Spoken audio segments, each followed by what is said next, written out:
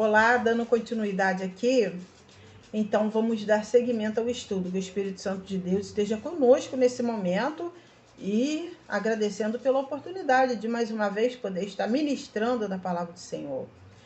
A salvação dos evangélicos, que independe de reconhecimento de homens ou de qualquer sistema religioso, consiste em sabermos que pela aceitação de Jesus como nosso Senhor e suficiente Salvador, fomos recebidos como Filho de Deus e temos garantia a salvação pela graça mediante a fé. Está em João, capítulo 1, verso 12, e em Efésios, capítulo 2, verso 8. Conforme o manual dos inquisidores, os hereges eram classificados em hereges pertinazes e impenitentes, aqueles que, interpelados pelos juízes, convencidos de erro contra a fé, e intimados a confessar e abjurar, mesmo assim não querem aceitar e preferem se agarrar obstinadamente aos seus erros. Estes devem ser entregues ao braço secular para serem executados.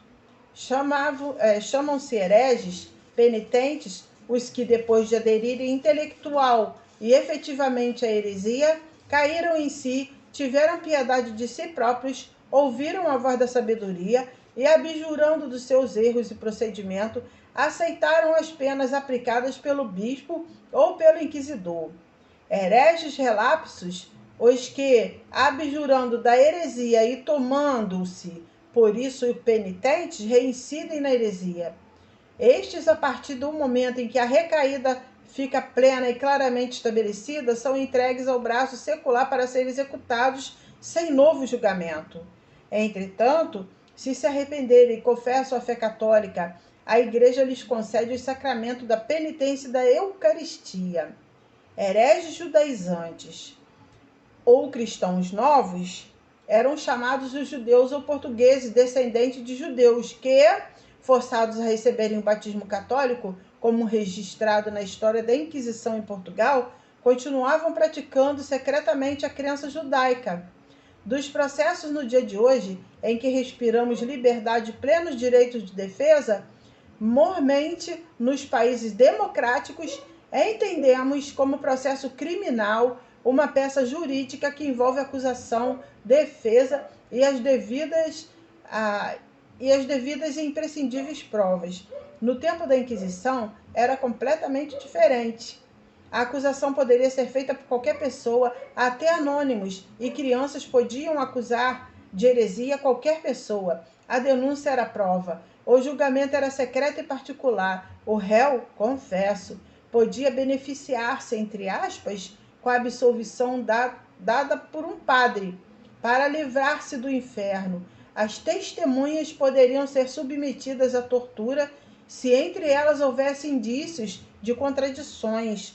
Velhos de até 80 anos de idade estavam sujeitos a serem processados e sofrerem as penalidades decorrentes. Tão logo recebiam a denúncia, os inquisidores providenciavam a prisão do acusado.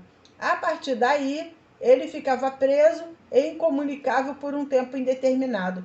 Qualquer tentativa da família ou de amigos de demonstrar interesse pelo livramento do herege, entre aspas, poderia ser arriscada, pois amigos de herege também são hereges. Um preso da Inquisição nunca pode ver o rosto do seu acusador, nem dos que testemunhavam contra ele. Todas as ameaças e torturas são empregadas para obrigá-lo a acusar a si mesmo, a fim de corroborar assim suas evidências. As penas aplicadas variavam entre reclusão carcerária, temporária ou perpétua, trabalhos forçados nas galhas, excomunhão e entrega às autoridades seculares para serem levados à fogueira. O confisco dos bens e flagelação das vítimas eram de praxe em todos os casos. A legislação do Santo Ofício. Em razão de seus métodos, sua legislação eclesiástica, regimento e hierarquia, podemos considerar que a Inquisição foi um crime muito bem organizado. O Terceiro Concílio de Latrão, em 1179, decretou a perseguição permanente aos hereges. Os leigos eram obrigados a prestar informações para o bom desempenho do trabalho. ainda que fosse uma simples suspeita. Em 1184, o Concílio de Verona, convocado pelo Papa Lúcio III, em 1181 e 1185, ordena os arcebispo e bispo visitarem ou mandarem visitar, em seu nome, as paróquias suspeitas de heresia e estabelece severas penas contra os heréticos, tais como banimento, confisco, demolição de casas, declaração de infâmia e perda de direitos civis. Nesse encontro, estabeleceram-se as bases da Inquisição, que seria oficializada mais tarde. O Quarto Concílio de Latrão, convocado em 1215 pelo Papa Inocêncio III, prevê que os condenados por heresia devem ser entregues às autoridades seculares para serem castigados. No caso dos clérigos, deverão ser desligados de suas ordens.